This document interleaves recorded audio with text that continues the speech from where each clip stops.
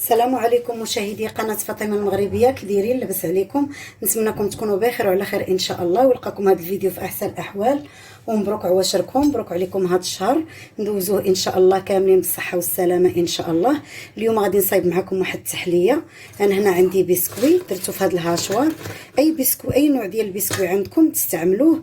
وهنا عندي تقريبا واحد معلقه ونص ولا جوج ديال الزبده. غادي ندير زبده الذوب وغادي نطحن هذا البسكوي ونرجع معاكم. بعد ما ذوبت الزبده وطحنت البسكوي مزيان، دابا غادي نخلط هذا البسكوي.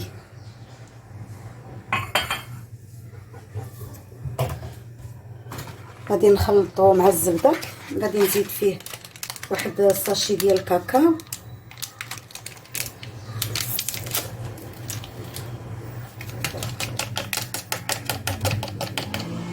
غادي نخلطهم مزيان ونرجع معاكم. هنا بعد ما خلطت البسكوي مزيان مع الكاكاو والزبده، دابا غادي ناخذ واحد الاطار، غناخذ واحد البلا اللي غادي نقدم فيه هذه، حيت ما غاديش نبقى نحولها هنا فين غادي نقدمها. غادي ناخذ واحد الاطار بحال هكا، واحد السيركل، وغادي ندير داك البسكوي اللي طحنت.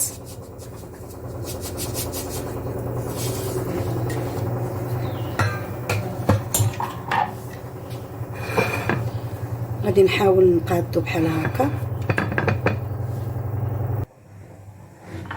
غادي ناخذ شي كاس وغادي نضغط على هذاك البسكوي مزيان بحال هكا، نحاول نضغط عليه مليح.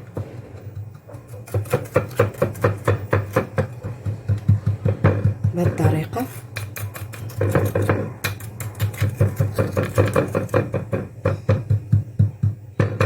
وتحاولوا تساويوه، يجي متساوي كامل، ما تجيش جهه طالعه وجهه نازله.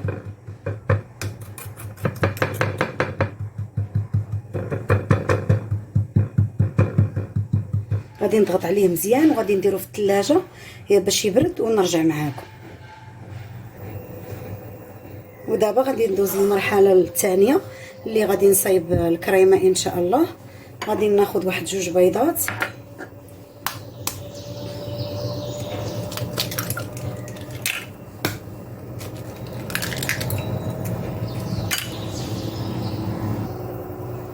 غادي ندير معاهم واحد الكاس العنبه ديال السنيده كيف ما شفتوا.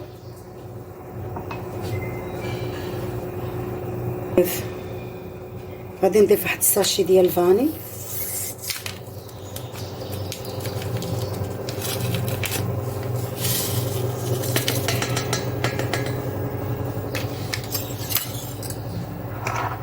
غادي ندير 3 المعالق ديال النشا،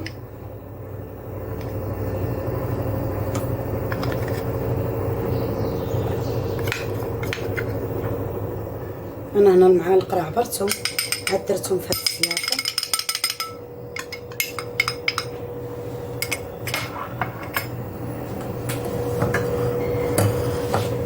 غادي نحرك هاد المكونات.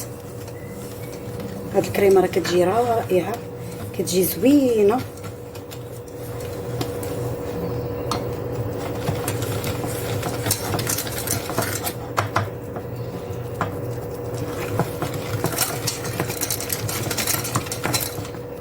غادي نحركهم شويه، ما كيطلبوا حتى شي مجهود، دغيا كيتحركوا كيف ما شفتوا. هي دغيا كتذوب السنيده مع. غادي نضيف واحد 3 الكيسان، 3 الحكاك ديال دانون، 3 الكيسان ديال دانون غادي نديرهم. دانون يكون عاقد، يكون دانون العادي ماشي كريمي.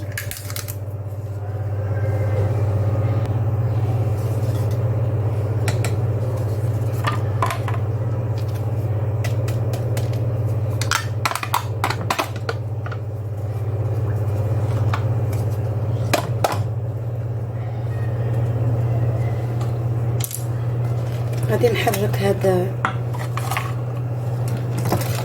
هاد المكونات مزيان، وغادي نديرهم فوق البوطه تقريبا واحد 8 دقائق، 7 دقائق حتى 8 دقائق.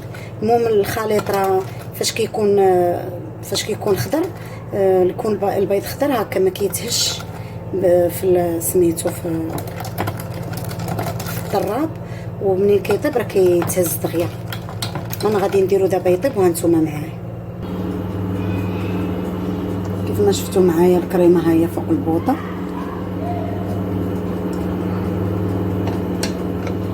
ما غاديش نزق عليها من التحراك، غادي نقطع التصوير حتى تقال ليا الكريمه ديالي. ها هي بحال هكا.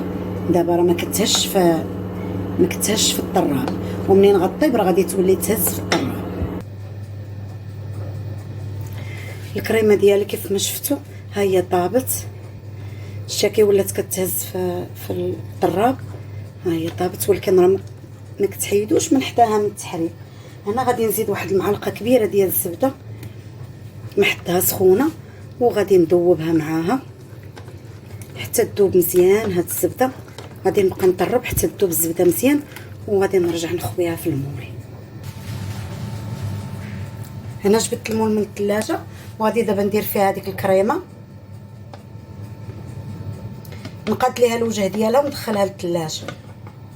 غادي نزيد فوق منها واحد شويه د البسكوي، غادي غير نقاد ليها الوجه ونرجع معاكم. بعد ما قاديت ليها الوجه دابا غادي نزينها بواحد شويه د البسكوي، نغطي لها الوجه ديالها وصافي. ماشي اللي بغى يخليها بحال هكاك راه يخليها.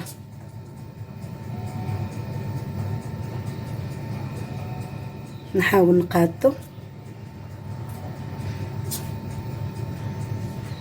باش تجيني هكا طبقات.